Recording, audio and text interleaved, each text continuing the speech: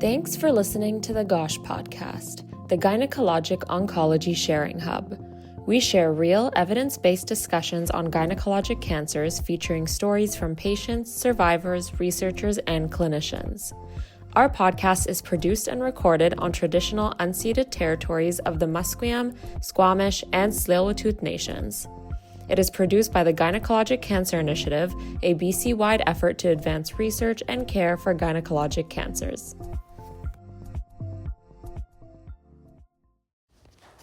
Hello, everyone. My name is Carly, and I will be your host for this episode of the GOSH podcast. Today's guest is a powerhouse of resilience, advocacy, and authenticity. At 36, she calls Las Vegas, Nevada home, where she lives with her husband and their beloved pets. A recurrent cervical cancer survivor and double ostomate, she's turned her journey into a mission, using her voice and digital platforms to raise awareness for women's health and champion better access to care. Through storytelling, she empowers others with honesty, heart, and hope, reminding us all that healing is not just physical, it's deeply personal and transformational. When she's not advocating, you'll find her exploring the world with her husband, seeking out great food, new adventures, and the beauty of the outdoors. Because, as she says, cancer can't stop us. Please welcome to the show, Samantha. It's nice to see you. I know. It's great to see you too. All right. So welcome, Sam. Thank you so much for being a guest on the GOSH podcast today. Thank you so much for having me. I'm excited to reconnect with you and talk about women's health because it's important for sure. Very, very, very important. And you and I have had the luxury of meeting in person when I traveled from Vancouver to Las Vegas a couple of years ago. And I will never forget meeting you. I remember you and your husband, Jake, knocked on the door and I was like crying when I opened the door and I saw you, just because we had made such a good rapport through Instagram, talking about our cancer and ostomy journeys together. So I'm really honored to have you as a guest today. I'm honored to be here, honored to know you. And, it is something that I will say anytime you get to meet a fellow cancer survivor or patient, it is a powerful connection. We really get what each other has gone through. So Absolutely. I remember that moment fondly as well. Yeah. And you guys were so great to take me around Vegas and we had a nice lunch. It was really, really cool. Yes, we had a great time and chatted for hours, right? That's a special thing too. That is pretty special. So let's start maybe from the beginning. So how did your cervical cancer journey start? It started when I was 26, 27. It's something you can probably relate to with a recurrent cancer journey, that it can kind of get a little hazy as time goes on and so much happens. But I was young. I was in the prime, if you will, of my career and my life, and I was experiencing some abnormal symptoms like bleeding and discomfort. And as time went on, they started to get worse. And something that I did was maybe not take them as seriously. I think that just speaks to that period of our life of thinking that we're healthy and well and just taking, assuming. I did follow up with some doctors, and I would say on both of our ends, like it just didn't seem like an urgent thing. It wasn't at the front of my mind, and we kind of went through the diagnosis process gradually, and looking back, maybe didn't pursue things as hard as we should have. Right. Yeah, because you don't think there's anything wrong, so you don't really think you have to pursue, with the doctors as much. But looking back, like you said, you probably did. Yes, absolutely. It really came to a turning point where the bleeding was something that you can't, I don't want to say I ever ignored it, but it became definitely something I needed to address. And I would be really, really tired. Like a sense of fatigue that I just hadn't known before. And after seeing a few different doctors and getting different answers, I found someone that was able to confirm, yes, this is Yeah, early cervical cancer. right. So when you got diagnosed from the time you started to go see doctors, do you know how much time kind of was in between the start to the diagnosis? I would say it was a few months. Like Yeah, I was experiencing symptoms, and that could have been a contributing thing too. We were engaged and planning a wedding, so I'm focused on those things right in front of me. And it wasn't until after we were married for a few months where I yeah. was finally diagnosed. And what stage did they say that you were at diagnosis? I believe, and I know this sounds Yeah.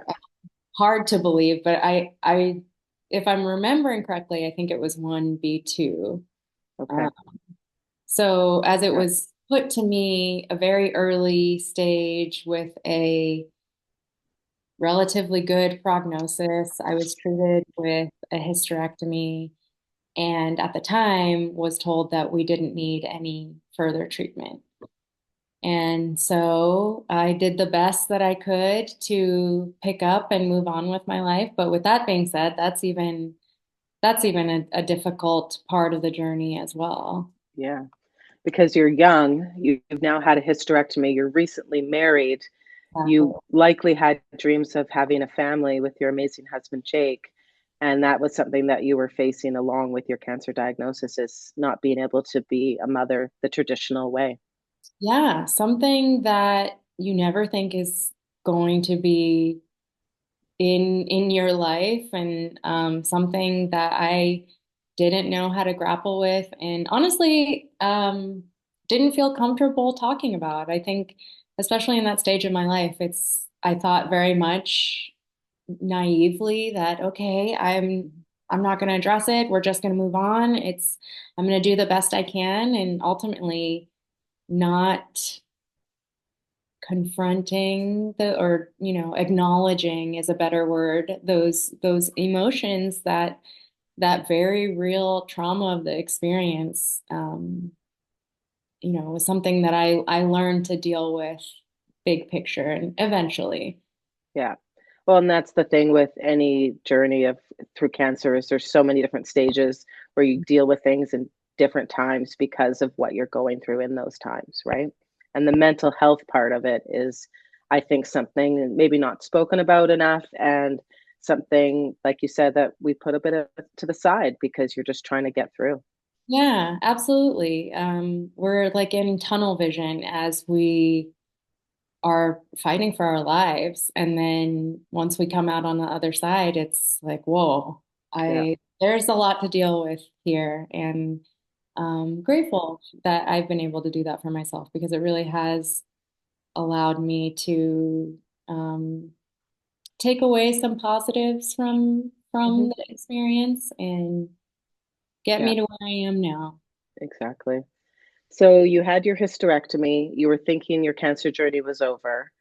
And unfortunately, it wasn't. We know that today. And so, when were you told that your cancer was back? How long in between?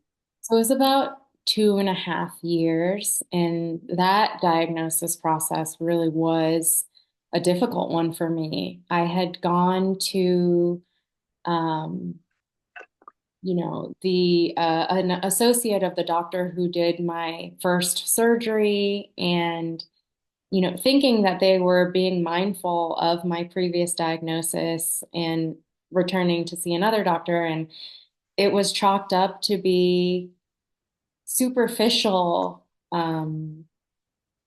like conditions, if you will. I was having a lot of stomach issues, a lot of back pain, and the answers were like maybe I don't know how like in detail we want to get, Oh, but you can be open here, no problems. so they were wondering if like, what kind of digestive issues could it be? And it's really frustrating looking back to think that like a patient with a history of cancer, any kind of cancer, that should be a top priority. That should Yeah. be something that is at least ruled out Hmm. pretty quickly. And so uh, we went through quite a long process of trying to find answers. I was switching doctors. Well, let me backtrack. I followed the the doctor who was treating me, and we were trying to troubleshoot what it was that was going on. And ultimately, you mentioned mental health. That really took a huge toll on my mental health as someone who internally knows something is going on, but is being told, no, it's fine, you're good, you're too young, even though at this point I'm older than when it initially happened. So that was a really tough time. I ended up finding out about my recurrence by taking myself to the ER because the pain just got so excruciating. And again, bleeding was a symptom that I now had the wherewithal to be like, no, this is not something that I can ignore. This is something that needs immediate attention. And if the doctors that I'm seeing right now are not going to give it to me, I'm going to find it. Yeah. Um, Yeah. Because yeah. you learned from your first diagnosis how to advocate better for yourself, even though you didn't know what the actual issue was yet, but you knew how to advocate for yourself a little bit more. Yes, absolutely. That was a huge lesson to take away Yeah. from what I Yeah. had already experienced. Absolutely. And what type of treatment plan, once it was confirmed, did they put you through then? So at that point, I found a brand new team of doctors, people that were validating, and um, we started actually 2019.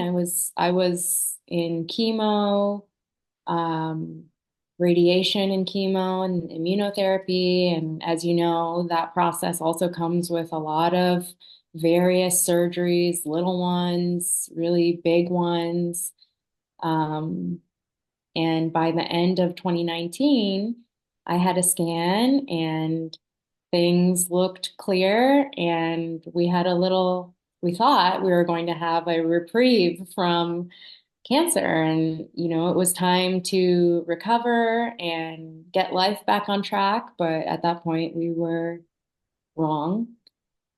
And I would have another recurrence in March of 2020. Right. So again, you're going through this journey of up and down, and you're like the third time, like what? Right? Yeah. So you've had your hysterectomy, you've had radiation, you've had chemo, various surgeries and treatments. And then when you get to a third diagnosis, a lot of doctors will even say, like, we don't know what to do now because we've done so much already. So Yeah. that only left your doctors with, I guess, one option. And what was that option? Well, one of the doctors just wasn't familiar with the cervical cancer protocol that, in the state that I live in Nevada, that they had not developed any um, significant treatment to treat a patient this advanced in Mhm. a cervical cancer journey. And another one that I had seen had just told me, I'm sorry, but we don't have any other options. Right. And that is tough news to take for anyone. Yeah. Um, I was not ready to throw in the towel, and so it goes back to that advocacy. And my husband and I called several different hospitals in several different states, and luckily, I had a previous connection with a doctor out in UCLA, and she couldn't give me, as oncologists couldn't give me like 100% yes, we can help you, but was willing to at least try. And in that moment, that was something that I really needed, someone that was at least willing to help us. Yeah. She was willing to give you some hope in some way, in whatever way.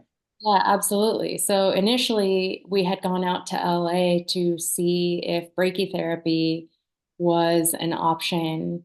But after discussion with the gynecologic oncology board, they decided that a pelvic examination would give me better options. And um, as you know, that this is a surgery that is not taken lightly at all, and are is an it's like a very specific type of patient Yeah. for this to be even a viable option. And it was something that was presented to us, and I was willing to again at least try. Mhm. So that's what we did, and luckily it was successful, and I have been in remission ever since. And Yeah, yeah, actually just celebrated my 5-year milestone that's of right. being cancer free. So Yeah. looking And back, isn't that decision. totally? And when you get to these, like, especially when you've gone through this now for, 3 runs, when you get to like over that 2 year mark, oh, that's longer than the last time. Oh, so when you keep getting further and further in your remission journey, you're like, okay, maybe this is the end, right? The pelvic exenteration did save my life. And it was a very hard surgery for you to go through, but it was, like you say, kind of like the last hope and the last way for you to still be here with us. Yes, yes, it is surreal as you start to progress through those years. They're just, maybe it's a way of self-preservation, but early in the remission journey, it is a constant struggle to believe that you are safe Yeah. and that you are free to live your life. And so Hmm. as time goes on and you hit those checks and you find yourself getting healthier, something that you don't really imagine in the thick of going through treatment, it is, you know, Yeah, surreal doesn't even cut it. I know.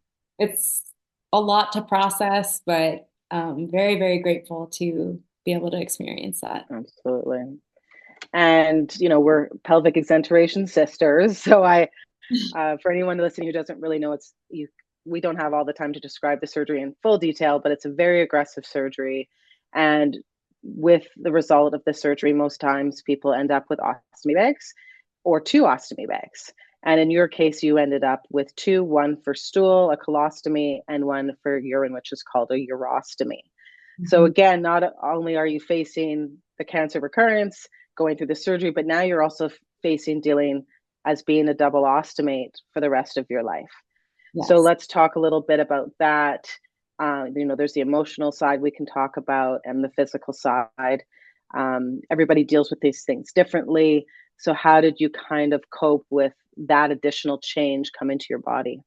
Oh, there is so much in every big and little way in your life. It has changed everything. And I would just equate it from starting life all over again. Yeah.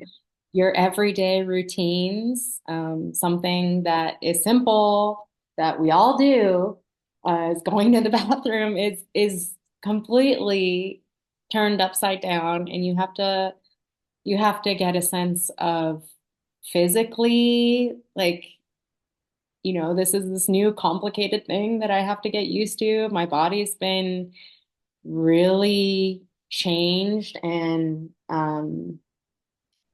gone through a lot of like hurt and has to rebuild itself. And then there's the emotional aspect of acceptance and processing the physical trauma of it all, Hmm. and the mental journey. Because even at that point, I had not processed the treatment I had gone in before. It was just kind of one after another. And so finally, I'm in this place where, like, what do you mean I don't have to go to the doctor every month? And, I have a life to live now. Like, this is brand new, Hmm. uncharted territory for me. So it's taken me I mean, honestly, probably to this point, now I finally feel confident and comfortable in embracing life and challenging myself, going out and traveling, something that I wasn't sure I could do when I first got my ostomies. So it is. Yeah, It's a brand new entire thing that we have absolutely. to adjust to. Absolutely. And, every type of cancer will have different treatment plans, but when you've had surgeries that leave you with any sort of medical appliance, it's a constant reminder visually of what we've been through. So as much as we try to move on and we are doing our best at living our lives right now, you Mhm. still wake up every day with that reminder. You look down and you're like, "Oh, right, for yourself. I'm a 3-time cervical cancer survivor with 2 ostomies." You're never able to fully forget because we have this constant reminder.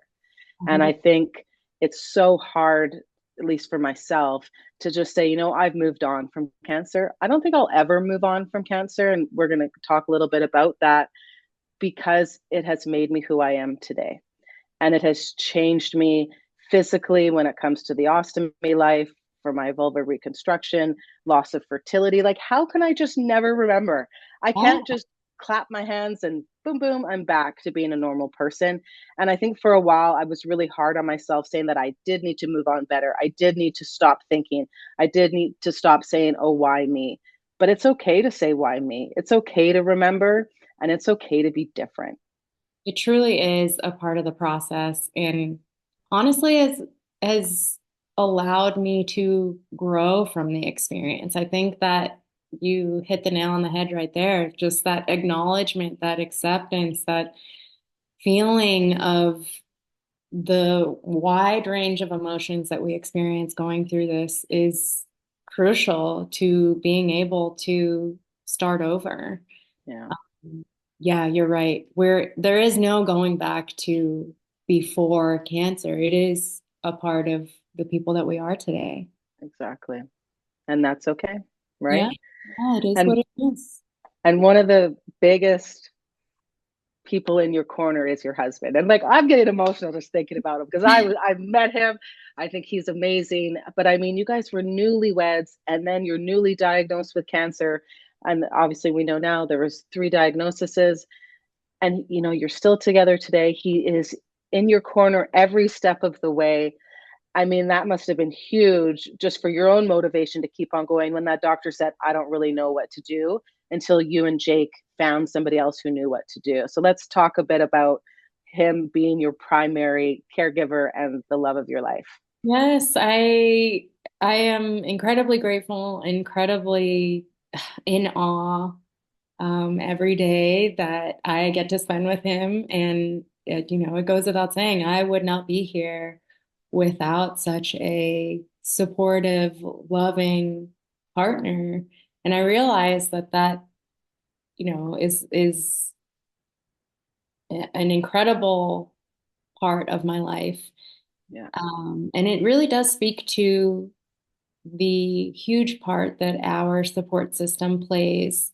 I know that a lot of the attention is focused on the patient, which mhm, rightfully so. It is the person who is going through it, but we can't do it on our own. This isn't like none of this experience happens in a vacuum, and it really does touch your inner circle and every part of your life. So, to be absolutely. able to have that is, yeah, I would not be here. Priceless.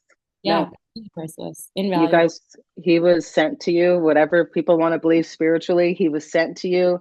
And you guys, it's just truly remarkable. And I think it's very inspiring. It makes me want to go on dates. And it does. He has going through this together has taught us both so much about each other, about our relationships, about really like committing to each other. And it's been really cool to see how we've evolved as people and also like as a team. Yeah. Yeah, it's very cool. And that team also collects your collects, involves your fur babies. Yeah. So you're a dog and a cat lover, and I'm a huge pet lover myself. And I had my cat Simba, who was with me through my two cancer battles, and I have Marnie now because Simba has passed. But the love of pets too, when you're lying in that bed or on that couch, wherever you are, when they snuggle up with you, I mean, it's just amazing, isn't it? Um, I I don't know if pets get enough credit because Hmm. they are a support system in themselves. They really are in tuned with our emotions. Um, they show up for us when we need them most. Like when the visits can't happen or they stop, and when you are alone and crying sometimes and just feeling very isolated. Those pets are there. They're in your lap. They're purring. They're, following you around the house. And that is powerful in itself. Absolutely. I Special. love it when, oh, it's such a special love. And I love seeing the programs in hospitals or care centers where the therapy pets go from room to room and visit. I had that when I was in the hospital, and it's such a powerful thing, those pet loves and the way they can help patients. Yeah, it's really beautiful. I saw your cat actually just walk past. Yeah, how fitting. They know it is. They Some know. know. They just know when to show up and when to be there for you. And Hmm. um, grateful to have each and every one of them in our lives. Like you, we Absolutely. started with multiple dogs, and throughout this journey, have turned into cat people as well. So Yeah. Yeah. yeah, very I know. surprising. That's pretty great. So, throughout, because how many years has it been now since you were initially diagnosed? Oh my goodness, I was I have to first do the diagnosed math. in 2016, so Yeah. in And you're, 9 years. yeah, you're It's nearing been the a 10-year mark, long, long journey. Yeah. right? So throughout that 10 years, you've had so many lessons that have come down your way, from advocacy to how you can share your story to help the next you. And so when you started to think about sharing your story, um, did you find that you were doing it just because you knew there were other people like you out there? Did you do it for multiple reasons? Like, I think for me, I started to do it to help the next me, but also to help myself because it was like free therapy, right? Yes, it So tell is. us a bit about how you decided. And again, when we're talking about cancers below the belt of any sort, it's really hard to talk about. You don't have those images. I mean, yes, you could have an image on a surgery table or at chemo, but we can't really show these types of cancers. So how did you decide to go forward and share and bring more attention to your cause? That is a great question. And I have to first start off by thanking you because you were, after my ostomy surgery, you were one of the first and many people that I found in the ostomy community that showed me that, like, yes, you can be out here, you can be proud and live your life. And as you know, that's a huge part of recovery and being able to embrace this this life, this like hard-earned life that we have. So thank you for Yeah, that. that's my honor. Yeah, it has been an inspiration for me in telling my own story. And I have to say that, yes, in the beginning, it started as a therapeutic avenue for me. Cancer can be really isolating, and you feel like you're the only person that can be going through this. And how can I put this experience out into the world where people at the very, very least can understand what someone like me would be going through in all of this? Um, I think especially with cancer survivorship, and I totally get it because it is what we have to do. We have to be positive to get through everything that we face. But there is that expectation of like everything is positive and everything's inspiring and we are heroes. And it's true, but at the same time, it actually really sucks. And there are things that I didn't imagine before actually going through it. So anything to cultivate that sense of empathy and connection between all of us, I think is very, very powerful. So it's just sort of evolved from there. And you also mentioned something that's really important for women, particularly going through a gynecologic cancer. We so much of the time don't feel like we can talk about something so personal. And unfortunately, so many of us will pay the highest cost for that because we don't feel like it's something we want to talk about, or I don't want to bring this up to my doctor because it's embarrassing, or I feel shame. No, like we have to be talking about our health and our bodies and do everything that we can for them because this is all that we have. This is our health is everything. Yeah. So I just hope that by kind of ripping that Band-Aid off and putting it out there, that it could help someone else feel safe and And confident in doing the yeah. same.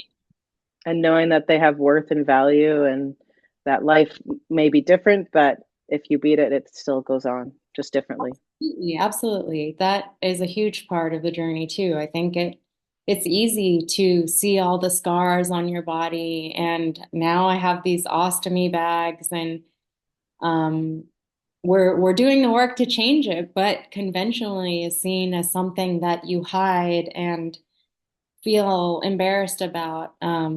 Yeah, a huge part of the journey is like absolutely not. We have been through way too much to care or, put stock into other people's opinions. And I'm I'm not here to conform to what society or whoever it may be expects of me. I'm here to live my life and embrace it fully, and that means loving the body that took me through hell and back. Yeah, absolutely. And do you think now too, like, let's talk a little bit about misconceptions. What are maybe some of the misconceptions around cervical cancer or just gynecologic cancers in general that you may have come across over the years? The first one that comes to mind specifically with cervical cancer, because it is connected to HPV, is that that there's like some kind of moral judgment that comes along with a cervical cancer diagnosis when it is just matter of fact scientific evidence, and there should be no judgment to folks who are diagnosed with this. It's something that happens, unfortunately, and I think the more that we can learn to accept these facts, health facts, we can save people's lives because this is one of the few cancers that is preventable with vaccination and screening. That's a really good point. I think as women, we feel so much shame from the outside and the inside within ourselves when we Mhm. have any sort of issue down there, if you will, right? And like you said, it stops people from being seen and getting answers. And we should feel less shame and just own it and get to be seen and get answers. 100%. It's Right. up to us, and it's about time. It is 2025. Women are thriving, women are powerful, and we should be prioritizing our health in that same way. Yeah. And let's talk about a little bit about empowerment because I think you are so like when I watch your posts on Instagram, you advocate and you're talking about women's empowerment when it comes to voting, healthcare, all those things. So let's talk a little bit about some of the other things, not just cancer awareness that you're really passionate about. Yeah, I have learned through this experience that everything is connected. The way that our self-value is connected to how our society functions, how you just mentioned, how we navigate the healthcare system. Our politics is tied to our access to care, not just for women, but for people, I mean, people across the board, your social, economic status will dictate, the care that you can and cannot get. And going through it, I understand now that it sounds, well, I should just say it, I understand now that we each deserve to love ourselves. We each deserve to be proud of the journey that we've gone through. We all should have access to healthcare because unfortunately, it's going to impact us one way or another. Our health is our foundation of our life. And so whatever we can do to take that power back and get Yeah. what am I trying to say? Um, Just like own your power, own your strength. And own what it is that makes you you. yeah. It's very easy, especially in this cancer experience, to feel powerless, and I'll admit I have spent a lot of time in that space to feel like everything is happening to me and I don't deserve good things and I feel shame about my body. I don't, this is a lot to process, but it is through a lot of introspection, a lot of time, a lot of therapy that Yeah. I've been able to say, like, actually, no, we all, as survivors, are really powerful to have gone through this, come out on the other side, talk about it, something that is incredibly difficult, and to make change of it is nothing short of powerful. Like it is the most powerful thing that I've been able to be a part of. Absolutely. And showing one's vulnerability is such a scary thing to do, right? And I think back to when I started and when I am where I am today with my sharing, I still have places that I don't talk a lot about because I'm still like, obviously I deal with it. I live with these things every day, but I still don't really know how to talk about some of those things, right? And so there is no timeline of when we have to share or how we want to share, be it online or just talking with your friends. There is no guideline for each of us, but I think it's very powerful, which we've talked about a couple times now, that there's so many other people going through the same thing that don't feel represented. So the more of us who come out and share and talk about our experiences, the more representation we're going to get. 100%. And I agree. And that is such a hard thing to navigate. And you're right. Like I think as we move along through life, there will be things that maybe we never talk about, and that's okay. Like that's Hmm. for us to um experience. Hmm. But absolutely, in the ways that we are able to share and allow people to be seen, and in a way, give them that sense of freedom to maybe it doesn't look like sharing their entire journey for them, but if for 1 minute they're like, oh, maybe I'm not alone, then that's the makes the biggest difference. That's the biggest difference, right? Absolutely. So, if you I mean, obviously, you're in the United States, I'm in Canada, so we have different healthcare systems. We do. So, what type of advice would you give to other Americans dealing with the healthcare system with the diagnosis?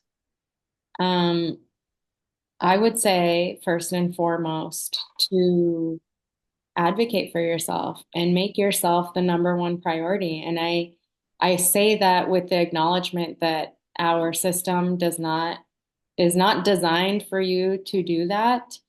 Um, but it shouldn't stop you.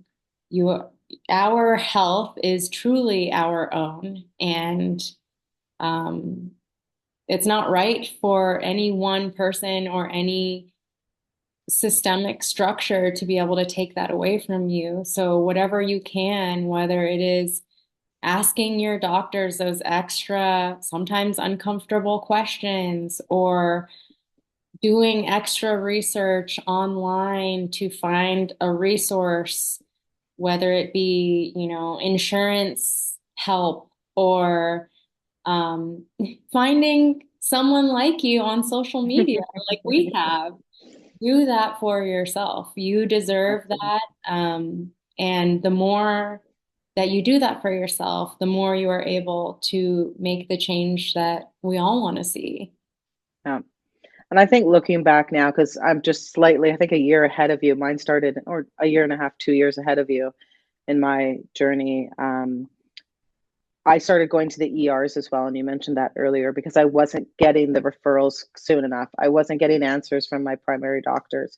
And that was a big way that I actually did start to get a little bit more help because I was so ill and in so much pain that it started taking me a little more seriously versus if I had just sat at home, because I was calling every day, do you have a cancellation? Do you have a cancellation? And nothing was working. And you just get so frustrated when you feel so unwell and you have no choice but to go to the emergency room or urgent care, type of venue. And it's like the fact that that's what it comes down to is almost a little bit sad. And it seems across the board, across the world, that is, very much the same thread everywhere. But you have to be seen, and however you need to be seen is what you have to do. Absolutely. And to add to that, there are so many ways in the healthcare system that we can advocate for ourselves. But I also want to add that, if you're finding that you're learning an inner working of this system, especially that we have here in the United States, I hope that although it can make us feel this way, that we don't lose hope and that there are ways to be able to affect change, whether it be reaching out to lawmakers or advocating for policies that will make healthcare more accessible. These things are also important too. So there are so many things that we can do to really prioritize our health as individuals and communities. And I would just encourage everybody to, like you said, like fight for that. Make yourself Exactly. that number one priority there. Yeah. And it takes time. Like, I think sometimes when you want to see change of any sort, we don't realize that it takes time, it takes persistence, it takes a tribe. If it takes a village to raise a child, it's going to take a village to, make change. And Absolutely. so getting people on your side, going to, be it a rally or going to a political event of any sort in your community, whatever you need to do, it does take time. 100%. And you and Yeah. I can attest to the power that, like, we acknowledge that we wouldn't have been able to get here without, whether it's our parents, our partners, our pets. It takes each and every one of us. So I Yeah. hope that, someone out there can take away that none of this is a helpless situation. It is hard and there are absolutely ups and downs, but we gotta persist and stick together. Yeah. Try to follow the light versus following the darkness. Oh yeah. Because cancer, it's so easy to go down that dark tunnel because it's a lot more prominent. You're seeing all these things that are happening, but if you can find a little bit of light wherever you can and follow that light, it makes such a difference, right? That's really beautiful. And you just jogged my memory of actually, I remember thinking, like visualizing the cancer experience of exactly that. Like darkness wants to swallow you whole, wants to make you feel like there's nothing, like you can't see, and it's completely like a lost feeling. Mhm. But every once in a while, I see those little specks of Mhm. light flicker through, and you got to latch onto those things and follow them through. So that Yeah. analogy there is really spot Yeah. on and really beautiful. And a little humor never hurts, right? Like we Yeah, can you can take a number 1 or a number 2 anywhere and nobody would know. Like it's very that's convenient. okay. It is. You could almost pee like a man in a way if you really wanted to. So if you can make a little humor out of a very dark and hard time, then do that, right? Yeah, I think that when we meet each other, when cancer or ostomy patience. We absolutely all share that. It's this very specific type of humor. Um, but hey, like we do what we can, and if that's how we get through it and bond, then yeah, we might as well Yeah, use it. absolutely. I always say to people like golfers hang out with golfers. So why wouldn't ostomates hang out with ostomates, I know, right? right? Or cancer survivors with cancer survivors. It's just a different club. It really is. It's a club Yeah. that, we don't, it's unfortunate to be a part of, but I have met the most extraordinary people as being a part of this club, including you. So I'm grateful for that part of it. Yeah, absolutely. There's that light again. See, you're Yes, finding that light. Yeah. exactly. So we should probably tell the listeners like what's your name on Instagram and how they can find you if they want to reach out and talk a little bit about cervical cancer with you. Yes, so you can find me on Instagram and on TikTok and I'm starting to dive more into YouTube and expand my advocacy in this sense of just having conversations and hopefully allowing people to see that we actually have a lot more in common as we experience life. And yes, they can all find that at Go Sam Grow. That is my handle and my social media name. And I have shared a lot of my own personal journey and the joy of meeting my new friends on that. And yeah, I hope to connect with you. Yeah, it's such a great name too. Instead of Go Sam Go, it's Go Sam Grow. Like very, very smart. I mean, if there is one thing that I have um, willingly and unwillingly done in this journey, it is to grow. Mhm. Absolutely. And I'm even just talking with you today versus where we were, was it 2 Septembers ago or 3 Septembers ago when I met you? Either way, I can even see your growth since then, right? Like, yeah, I it's amazing. appreciate you. Yeah, I appreciate you being on this journey with me. Yeah, it's been something. Um, absolutely. Yeah. So you know what? We're gonna finish up our amazing talk here. I mean, is there anything that you and Jake and the pets are looking forward to do with the rest of 2025? Any goals, any trips, or are you just happy oh just to gosh, be yes, together? no. Actually, that so many things, and I'm grateful to be in a place where I can look forward now. And Jake just launched his brand new ice cream business, so we're Ooh, diving full throttle into that. And I am going to continue to lean into advocacy. I am wanting to start my own nonprofit, which is actually I'm going to file today.